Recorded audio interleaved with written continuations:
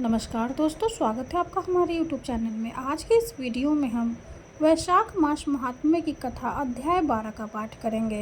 इस अध्याय में वैशाख की अक्षय तृतीया और द्वादशी की महत्ता, द्वादशी के पुण्य दान से एक कुतिया का उद्धार के बारे में जानेंगे। तो आइए पाठ शुरू करते हैं। श्रुत देव जी कहते हैं, जो मनुष्य अक्षय तृतीया को सूर्योदय काल में प्रातः स्नान करते हैं और भगवान विष्णु की पूजा करके कथा सुनते हैं, वे मोक्ष के भागी होते हैं। जो उस दिन श्री मधुसूदन की प्रसन्नता के लिए दान करते हैं, उनका वह पुण्य कर्म भगवान की आज्ञा से अक्षय फल देता है। वैशाख मास की पवित्र तिथियों में शुक्ल पक्ष की द्वादशी समस्त पाप राशि का विनाश करने वाली है। शुक्ला द्वादशी को योग्य पात्र के लिए जो अन्न दिया जाता है, उसके एक एक दाने में कोटि कोटि ब्राह्मण भोजन का पुण्य होता है। शुक्ल पक्ष एकादशी तिथि में जो भगवान विष्णु की प्रसन्नता के लिए जागरण करता है, वह जीवन मुक्त होता है। जो वैशाख की द्वादशी तिथि को तुलसी के कोमल दलों से भगवान विष्णु की पूजा करता है, वह समूचे कुल का उद्धार करके वैकुंठ लोक का अधिपति होता है। जो मनुष्य त्रयोदशी तिथि को दूध, दही, शक्कर, घी और शुद्ध मधु इन 5 द्रव्यों से भगवान विष्णु की प्रसन्नता के लिए उनकी पूजा करता है तथा जो पंचामृत से भक्ति पूर्वक श्री हरि को स्नान कराता है, वह संपूर्ण कुल का उद्धार करके भगवान विष्णु के लोक में प्रतिष्ठित होता है। जो सायंकाल में भगवान विष्णु की प्रसन्नता के लिए शरबत देता है, वह अपने पुराने पाप को शीघ्र ही त्याग देता है। वैशाख शुक्ल द्वादशी में मनुष्य जो कुछ पुण्य करता है, वह अक्षय फल देने वाला होता है। प्राचीन काल में कश्मीर देश में देवव्रत नाम का एक ब्राह्मण थे। उनके सुंदर रूप वाली एक कन्या थी, जो मालिनी के नाम से प्रसिद्ध थी। ब्राह्मण ने उस कन्या का विवाह सत्यशील नामक बुद्धिमान द्विज के साथ कर दिया। मालिनी कुमार्ग पर चलने वाली पुष्पांजलि होकर स्वस्थतापूर्वक इधर उधर रहने लगी। वह केवल आभूषण धारण करने के लिए पति का जीवन चाहती थी। उसकी हितैषणी नहीं थी। उसके घर में कामकाज करने के बहाने उपपति रहा करता था। सभी जाति के मनुष्य जार के रूप में उसके यहाँ ठहरते थे। वह कभी पति की आज्ञा का पालन करने में तत्पर नहीं हुई। इसी दोष से उसके सब अंगों में कीड़े पड़ गए, जो काल, अनंत और यम की भांति उसकी हड्डियों को भी छेद डालते थे। उन कीड़ों से उनके नाक, जीभ और कानों का उच्छेद हो गया। स्तन तथा अंगुलियां गल गई। उसमें पंगुता भी आ गई। इन सब कलेशों से मृत्यु को प्राप्त होकर वह नरक की यातनाएं भोगने लगी। 1,50,000 वर्षों तक वह तांबे के भान में रहकर जलाई गई। 100 बार उसे कुत्ते की योनि में जन्म लेना पड़ा। तत्पश्चात 100 वीर देश में पदबंधु नामक ब्राह्मण के घर में वह अनेक दुखों से घिरी हुई कुतिया हुई। उस समय भी उसके कान, नाक, पूंछ और पैर कटे हुए थे। उसके सिर में कीड़े पड़ गए थे और योनि में भी कीड़े भरे रहते थे। राजन, इस प्रकार 30 वर्ष बीत गए। एक दिन वैशाख के शुक्ल पक्ष की द्वादशी तिथि को पदबंधु का पुत्र नदी में स्नान करके पवित्र हो भीगे वस्त्र से घर आया। उसने तुलसी की वेदी के पास जाकर अपने पैर धोए। देव योग से वह कुतिया वेदी के नीचे सोई हुई थी। सूर्योदय से पहले का समय था। ब्राह्मण कुमार के चरण नोदक से वह नहा गई और तत्काल उसके सारे पाप नष्ट हो गए। फिर तो उसी क्षण उसे अपने पूर्व जन्म का स्मरण हो आया। पहले के कर्मों की याद आने से वह कुतिया तपस्वी के पास जाकर दीनतापूर्वक पुकारने लगी, हे मुने, आप हमारी रक्षा करें। उसने पदबंधु मुनि के पुत्र से अपने पूर्व जन्म के दुराचारपूर्ण वृत्तांत सुना और यह भी कहा, ब्राह्मण, जो कोई भी दूसरी युवती पति के ऊपर वशीकरण का प्रयोग करती है, वह दुराचारणी मेरी ही तरह तांबे के पात्र में पकाई जाती है।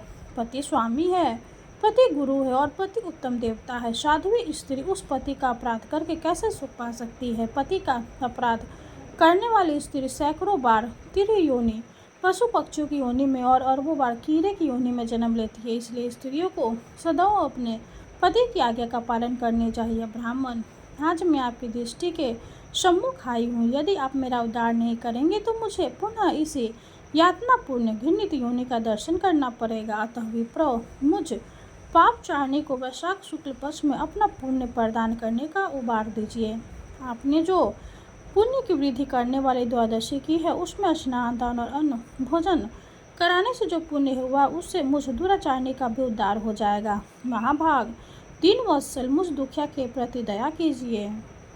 आपके स्वामी जगदीश्वर जनार्दन दीनों के रक्षक है, उनके भक्त भी उन्हीं के समान होते हैं। दीनवत्सल, मैं आपके दरवाजे पर रहने वाली कुतिया हूँ, मुझ दीना के प्रति दया कीजिए, मेरा उद्धार कीजिए। अंतर मैं आप द्विजेंद्र को नमस्कार करती हूँ।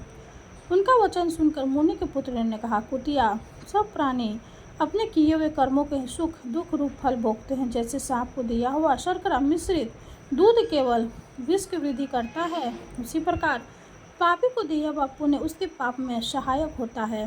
मुनि कुमार के ऐसा कहने पर कुतिया दुख में डूब गई और उसके पिता के पास जाकर आर्तस्वर से क्रदंत करती हुई बोली, पदबंधु बाबा, मैं तुम्हारे दरवाजे की कुतिया हूँ, मैंने सदा तुम्हारी जूठन खाई है, मेरी रक्षा करो, मुझे बचाओ। गृहस्थ महात्मा के घर पर जो पालतू जीव रहते हैं उनका उद्धार करना चाहिए, यह वेद वेताओं का मत है। चंडाल, कौवे, कुत्ते ये प्रतिदिन गृहस्थों के दिए हुए टुकड़े खाते हैं, अतः उनकी दया के पात्र हैं। जो अपने ही पाले हुए रोग आदि से ग्रस्त एवं असमर्थ प्राणी का उद्धार नहीं करता वह नरक में पड़ता है, यह विद्वानों का मत है। संसार की सृष्टि करने वाले भगवान विष्णु एक को कर्ता बनाकर स्वयं ही पत्नी पुत्र आदि के व्याध से समस्त जंतुओं का पालन करते हैं, अतः अपने पोष्य वर्ग की रक्षा करनी चाहिए, यह भगवान की आज्ञा। दयालु होने के कारण आप मेरा उद्धार कीजिए।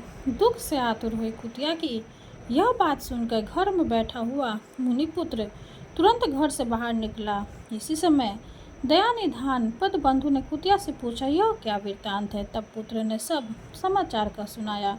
उसे सुनकर पदबंधु बोले, बेटा, तुमने कुतिया से ऐसा वचन क्यों कहा?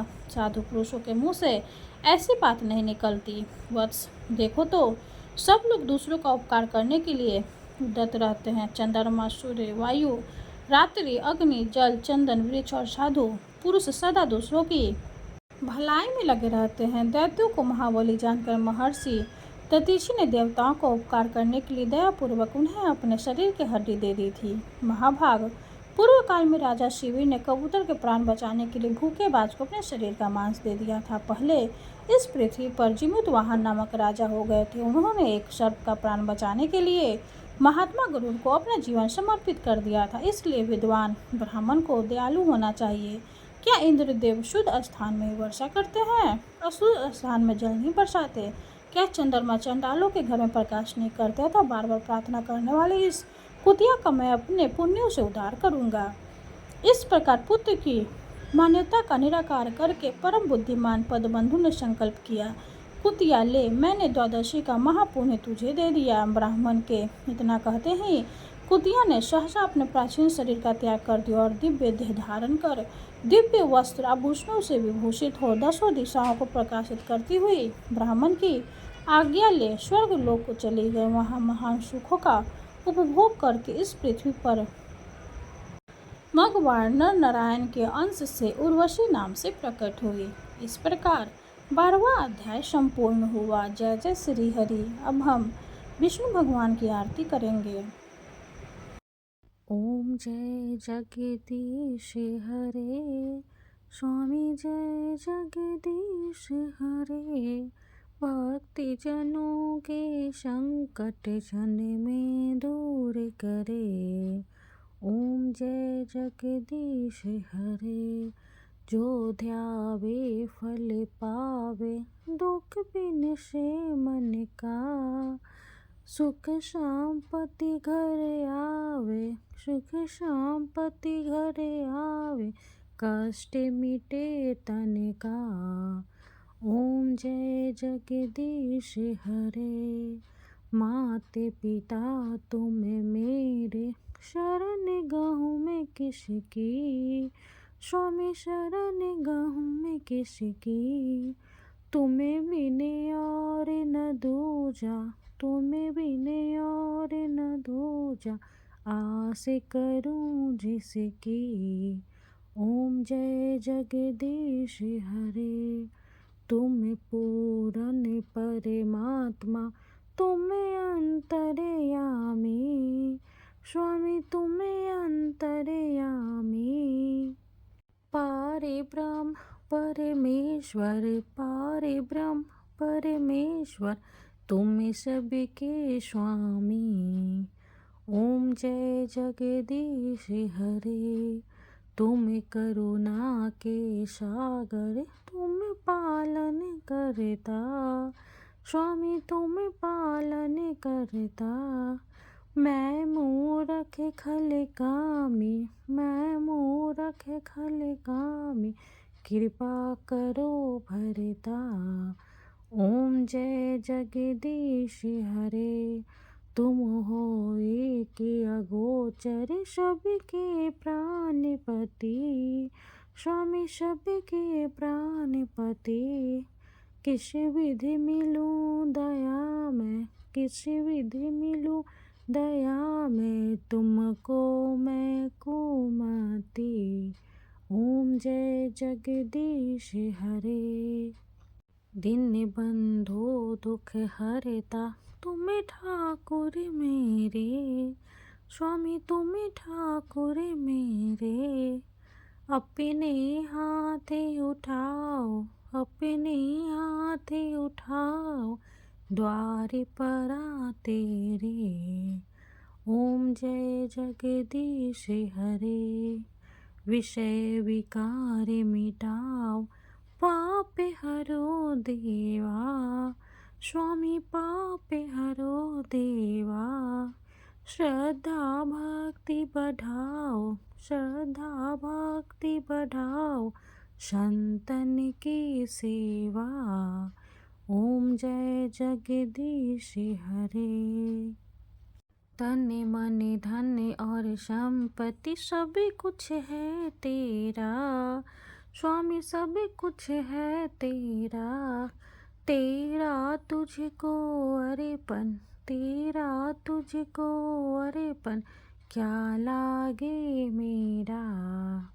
ओम जय जगदीश हरे, जगदीश्वर जी की आरती जो कोई नर गावे स्वामी, जो कोई नर गावे। कहते शिवानंद स्वामी, भजते शिवानंद स्वामी, मन वांछित फल पावे। ओम जय जगदीश हरे। विष्णु भगवान की जय हो। वीडियो अगर अच्छी लगे तो लाइक कर दे, चैनल को सब्सक्राइब कर दे। धन्यवाद।